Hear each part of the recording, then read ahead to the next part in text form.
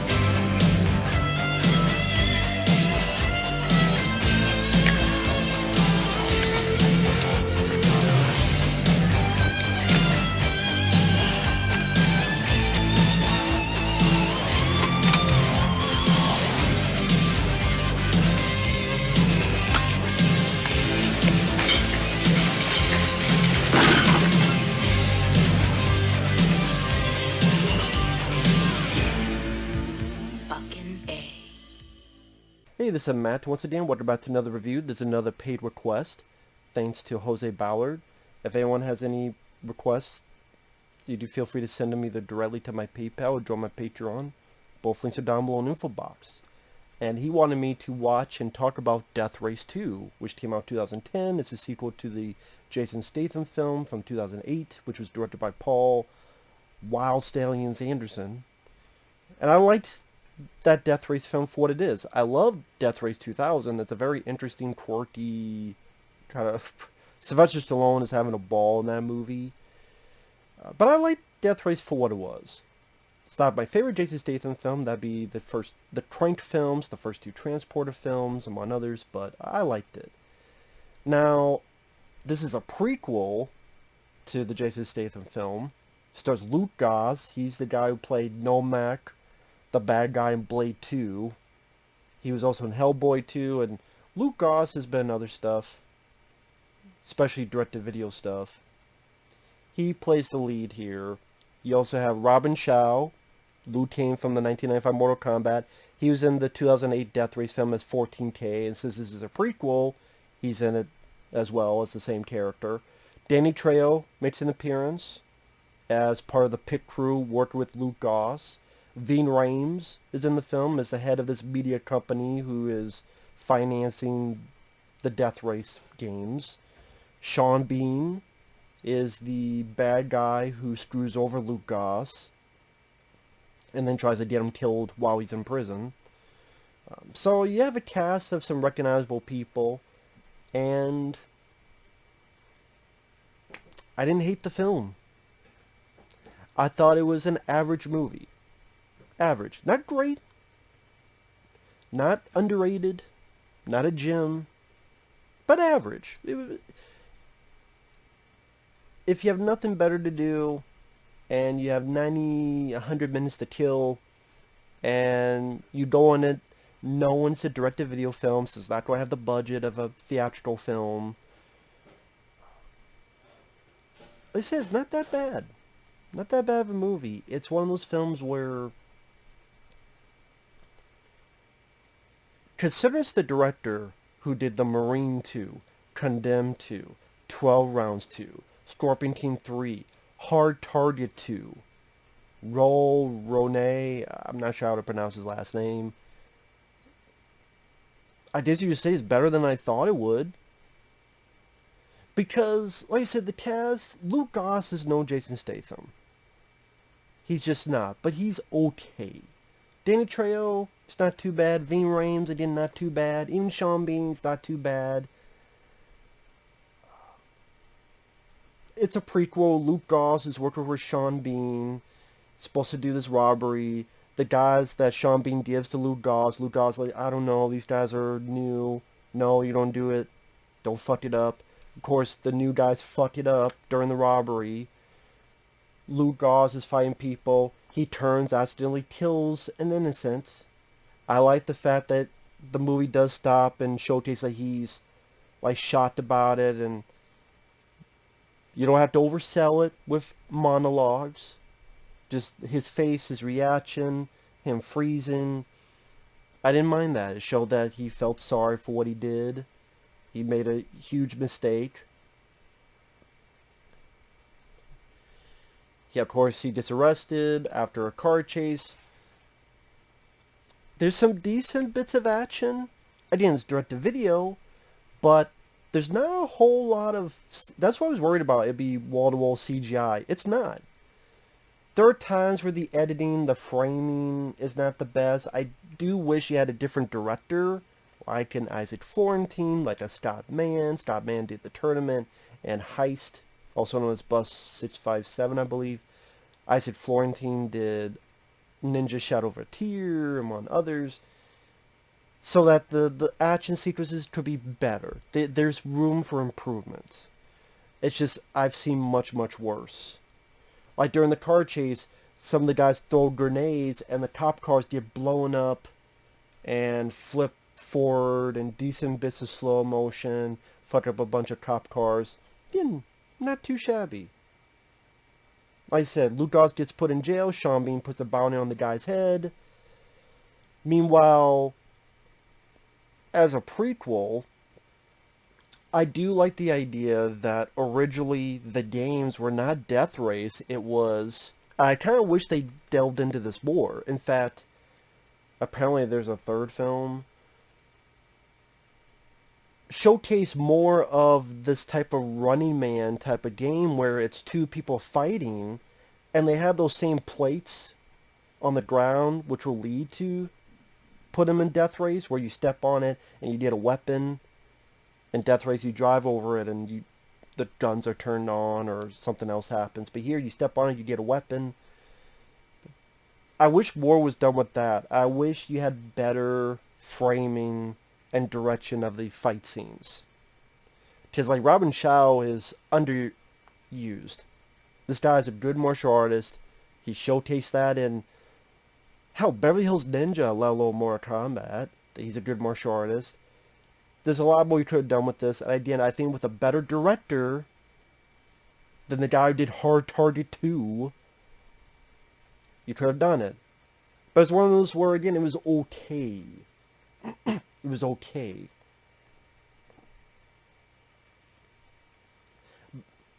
Like, Robin Shou fights this big guy. Goss fights this other guy later on. There's even a brief bit where there's like a dueling flamethrower sequence, which I like the idea. And this is why it happens. But even though this whole thing was a ratings hit for a bit, but it's going down, so then this bitchy girl that works with Ving Rhames, she's like, I got a better idea. Death Race. And it's traded. Win 5 races, you get your freedom. Ving Rhames comes up with that idea that there has to be a reward. Danny Trejo doesn't do a whole lot. Again, he's part of the pit crew, but he's fine. Like, he's not bad. I'm a Mexican Jew. I'm here to save your bony white ass. So come on, let's go. He's pretty much being the Ian McShane character. That type of character that was in 2008 Death Race. This is kind of guy who keeps to himself, who likes to talk about a list here, list there, that Goss helps Goss, and Goss helps him. They become friends. Again, he wasn't too annoying or anything. They have a couple races. Again, the race scenes are not bad. You can tell there's a bit of a dwindle of the budget compared to the 2008 film, but again, I was kind of surprised how little CGI there was. I was expecting a lot of bad green screen. I didn't really see it. And there are times where the director does okay. Like I mentioned the scene when Goss is being chased by the cops and one of the people in the car drops the grenades to the cop cars. That was nicely done. And some of the chase scenes. There are certain crashes where the director does a bit of slow-mo to accentuate the moment. That's not too bad. Once in a while there's a thing that comes up, I go, huh? That's a bit confusing. For example, in the first race, the bitchy girl has a bunch of these guys there and says, well, you're all here. Here's the problem. There's only 9 cars. So you better get to a car, or... So they're all running, pushing each other, shoving each other to get to a car. But once they get to a car, then it cuts to these interstitials. Like the person standing by a car and their name comes up. Which is confusing because they haven't even picked a car yet. But these interstitials, including people, stand by a car and then 5 minutes later they're dead. So what? In this world they showcase, am I to believe I'm guessing a Photoshop thing? Maybe that's what it's supposed to be. Well, I mean, I guess they do that in real life where people get photoshopped, so I guess it's not that out of the realm. But damn, they did it pretty damn quick. 30 seconds later, they photoshopped the person staying there next to the car that they just now picked. It's not even a nitpick. It's not even a complaint. It's just kind of an observation. I'm like, wow, that fuckers are fast. To quote Simon Phoenix. And even Ving Rhames, he could potentially be an interesting character because he's not really an all-out bad guy. Like, he's the head of the media company, but he lets Luke Goss fuck the girl that's his, because in Death Race, when you're driving, you have a girl with you who's like navigator, things of that nature. And, you know, she's there. I mean, she's pretty. She's pretty much there to be pretty. And she did a good job with it. And lets them have sex, so Ving Rhames seems like a cool dude.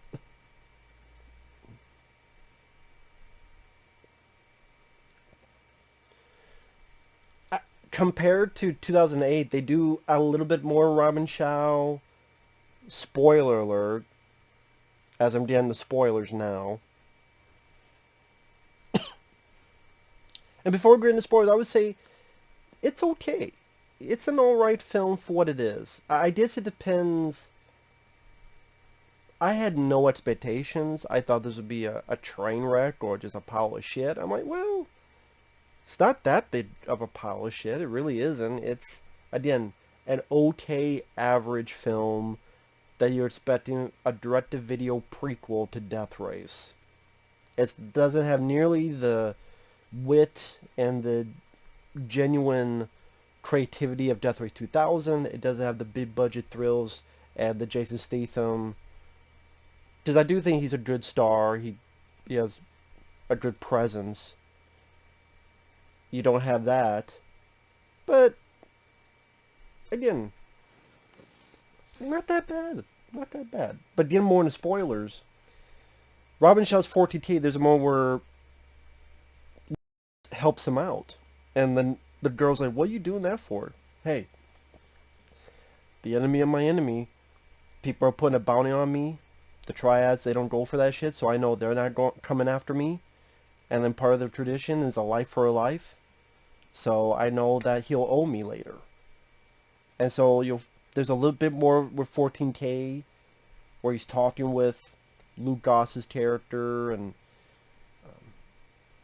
I actually forgot this was going to happen, so it was kind of surprising, where cool looking shot where a missile is chasing after his car and he turns into it and you see the missile coming at him. I'm like, oh, that's actually a decent looking shot.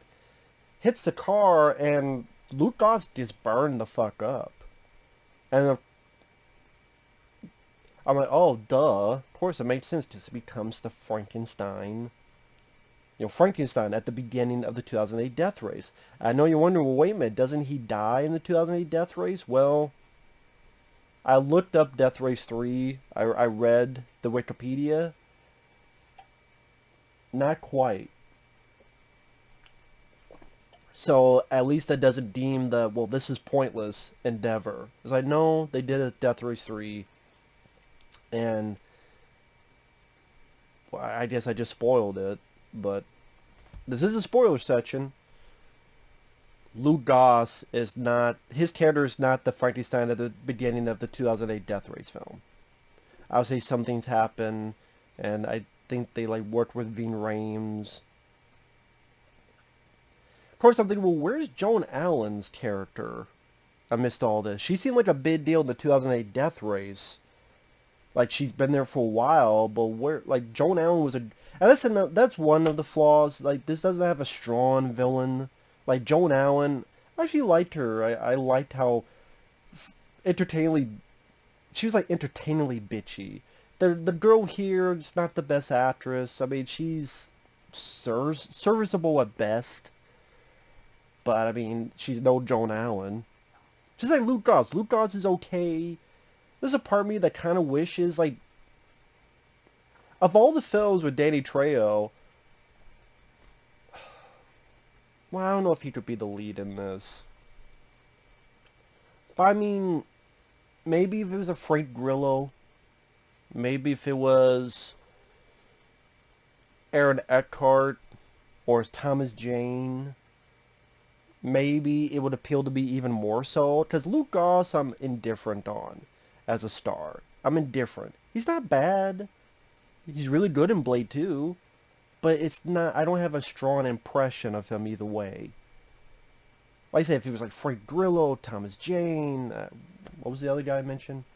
Aaron Eckhart, something else, someone else. That would be, I guess it would create a stronger impression on me.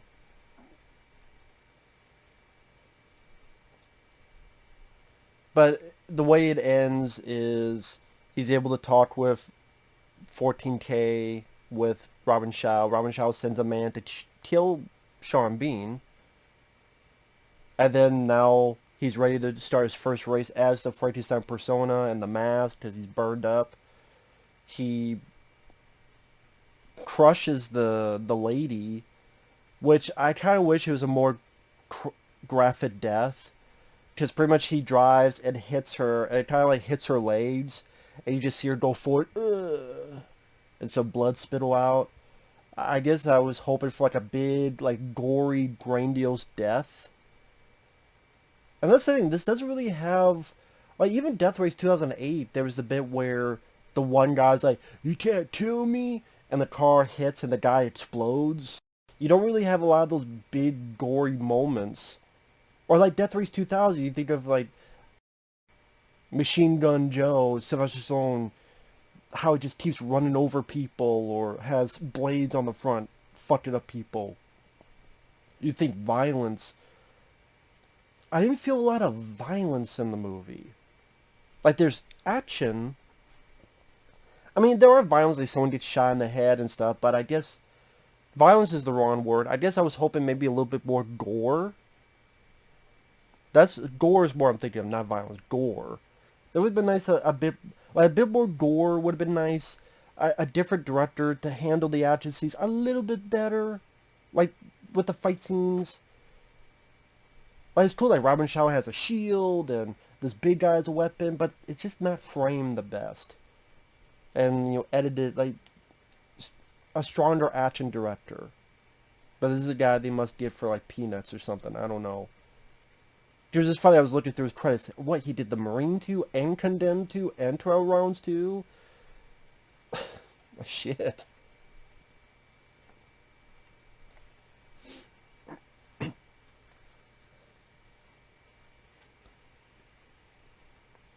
But I do like at the end when Ving Rhames, he sees us on TV, and when that bitchy girl dies, Ving Rhames goes, "You see that?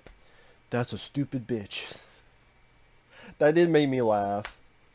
And the small guy actually killed this turncoat that fucked over Luke Goss earlier, so it's nice that that guy had a little bit more to his character. Danny Trejo's part of the pit crew. Luke Goss drives as Frankenstein. That leads to the third film, and then now lead to the 2008 film. So, there you go. So, overall, like I said. Oh, I also liked some pieces of the soundtrack.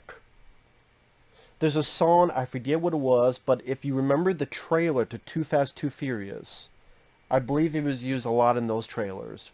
It's been a long time since I've seen it.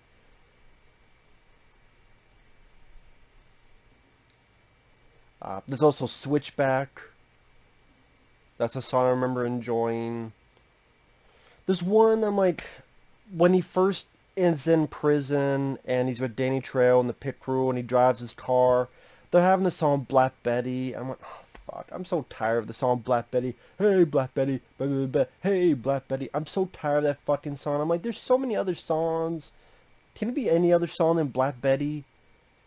If I did a list of top 10 songs I never want to hear again, Black Betty would be on there. What other songs?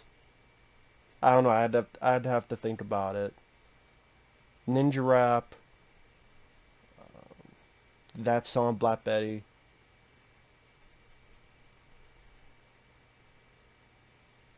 I have to think about it. That's interesting. That question.